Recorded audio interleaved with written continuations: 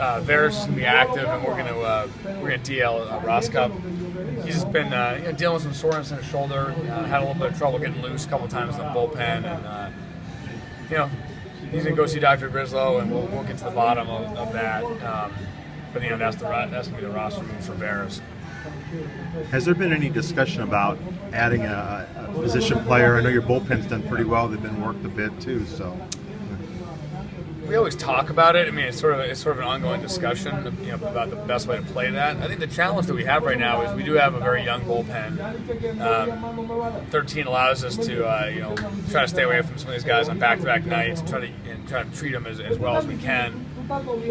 So, I mean, it's challenging for us to try to balance, trying to have a young bullpen with also, giving Ricky and Brandon some flexibility in game. I mean, there's definitely some early pinch hits that we struggle with. There's some lack of flexibility that isn't ideal, and we have to weigh those things and figure it out. And one of the challenges we've had is I feel like we can't get away from these 12-inning games where every time you do that, it sets you back.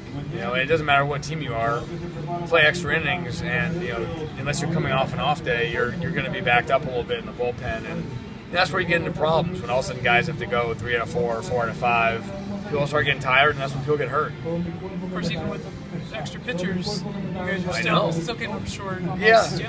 So. Yeah, I feel like we had we had a kind of a short start on Thursday against the White Sox, and we had an extra inning game on Friday, and then we played an extra inning game on Tuesday, and we just haven't been able, with the lack of off days and extra inning games, that extra innings, that's when you're getting into the guys that you're probably hoping to stay away from. Right. And since we're on that subject, is Grimm's issues of the moment, or is there something bigger picture going on? Is he, control-wise, that issue? Yeah, he's had, certainly had a few control issues, but I mean, I think he's got a great arm. I think he's certainly flashed when he flashed in September, and certainly in spring training, and it's about being consistent. I think he's certainly probably working harder in the bullpen now than he ever has, and I think part of that role is getting used to probably pitching tired sometimes and knowing you have to come in and throw strikes. And, he's going to be fine. He's got a great arm.